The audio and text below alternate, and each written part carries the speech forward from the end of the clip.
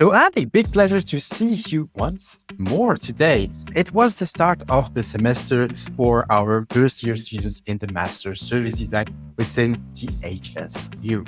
And first year is not just the start of a new program. When you start a new program, it comes with a lot of new things.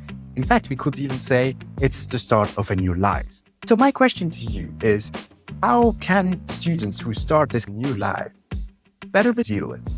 I think the first thing is to just recognize it's happening, right? I think there is this sense of, I'm starting this new program, it's all exciting, and hopefully it's all exciting.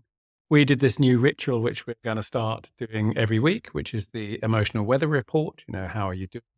And actually for all of us, pretty much, it was kind of mixed, right? It was sort of partly cloudy, partly rainy, partly sunny.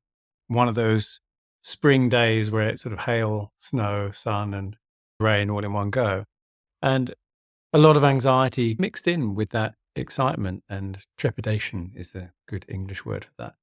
I think it's important to recognize you're not just starting a new course. For some people, it may have been they've given up a job that they've been doing previously to start this, or they've gone from bachelor's into a master's. To move to a new country is pretty stressful. To move to a new city is quite stressful. To start a new master's is pretty stressful on top of it all. And for some people, they've got the language thing too, right? They've got to live in a country and learn another language, plus all the just general overhead you mentioned. So I think it's really important to mention there's a whole sort of cognitive and emotional overhead going on there, which means that your sort of maximum is going to be much less than it might normally be once you've got used to it and everything. And by maximum, I mean, maximum attention, maximum energy, and all of that stuff is probably going to be sort of 60, 70% rather than, 90. I start to worry if people hit 100. So recognizing it is one of the ways of coping, because it takes the stigma out of feeling, I shouldn't be feeling this way. I just need to get on with it. And I'm going to ignore all of that stuff. It reminds me of two situations. One, which is the design squiggle, where it's very messy at the start, and then slowly it gets to a place where it's more structured, less uncertainty. Once you present in chaotic start of projects, the design squiggle, there's kind of a magic that happens where people feel like, it's normal.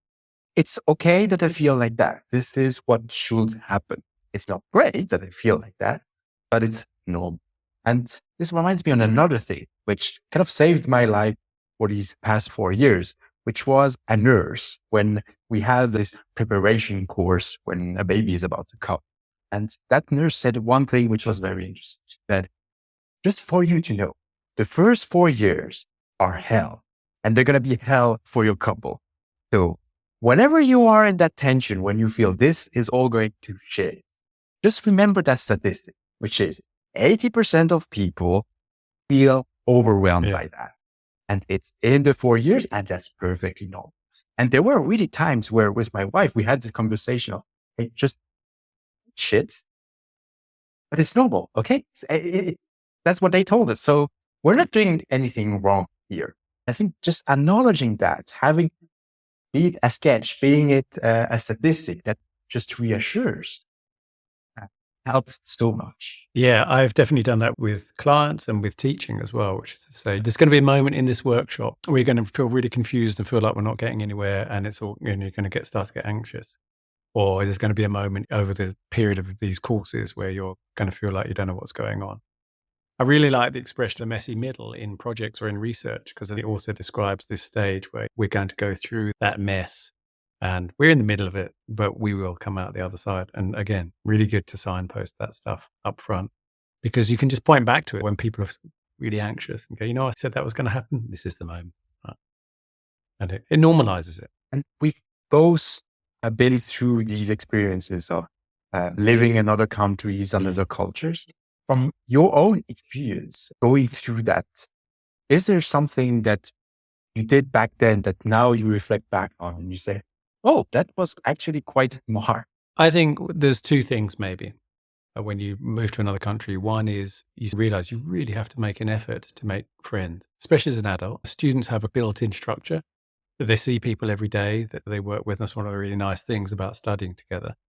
As an older adult, you might meet parents from your kids' school, but otherwise you almost have to go on dates with friends. to kind of see whether is this a person who I want to have friendship with, and kind of make that same amount of effort. I was a bit surprised by the loneliness, I guess, when I've moved countries. The second thing is probably to find a routine. I think routines can help quite a lot. Find your commute, find your favorite cafe, and all that stuff, because then it starts to make you feel you kind of have arrived. I think the last thing is my experience has been it takes a year. I think it takes more than a year, actually, just over a year to feel like you've arrived, because it's as stuff starts repeating again. Oh, this is my second Christmas. This is my second summer. You feel like, okay, this is familiar now. Up until that time, the entire first year, everything is new until you go through the whole cycle of the season. Yeah, I love how this idea of being able to say the first year is going to be this novelty, overwhelming phase. And then as life repeats itself every year, there will be a sense of home, of safety, of certainty that will slowly come in. When you're studying, they'll have it also in the next semester, the second semester. Like, oh, it's semester start again. I know how this works. But they'll also have it when they move into the second year. And you have that moment of, oh God, I've got the second year now and all this stuff's new. But when I look at these new people coming in, I remember what it was like to be like that. And suddenly you feel like one of the older kids. You know, I'm a deeply optimistic, maybe a bit over-optimistic guy. Even in that struggle, I see that there is some beauty in it. In my own experience, there was this moment where I had to change either region or country. And as someone who is an introvert, it was a moment where I could reinvent the way I work with people. That type of interaction that doesn't work for me. So let me try something new now. This is a nice opportunity for people to try out new ways of making friends, new types of relationships. And that's obviously a bit hard, but also very, very interesting. You recognize more who you are and you try out to get that version of yourself a bit more out instead of just sticking with how you grew up. I can start fresh. Yeah, absolutely. I've had that a few times. The nice thing about moving to another country, particularly where you don't know anyone, is you don't know anyone. And so you get to do that reinvention of yourself. I remember having this fantasy when I first went to Australia that I was going to just tell everyone that my nickname was something and just invent it, right? Because no one knows. You don't have any of those people around you, sort of close friends and families or people you've worked with before who kind of pigeonhole you with all your baggage.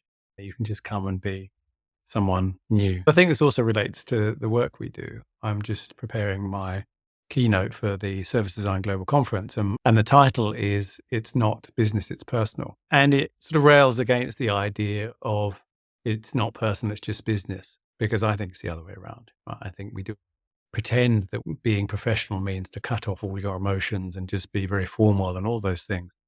But when I speak to people, particularly my coachees, all of the problems they're having, all my coachees this week have had people problems. There's no one really struggling with structural stuff. It's all like really messy people stuff with different colleagues that they're working with. And that's a real strain. And so I think a lot of the stuff we're doing when we're working on things that involve organizational change, push people into really uncomfortable space, which is incidentally what we're also doing to our students, right? As you learn, you get pushed into an uncomfortable space, hopefully safe space, but still it's uncomfortable, it's unfamiliar.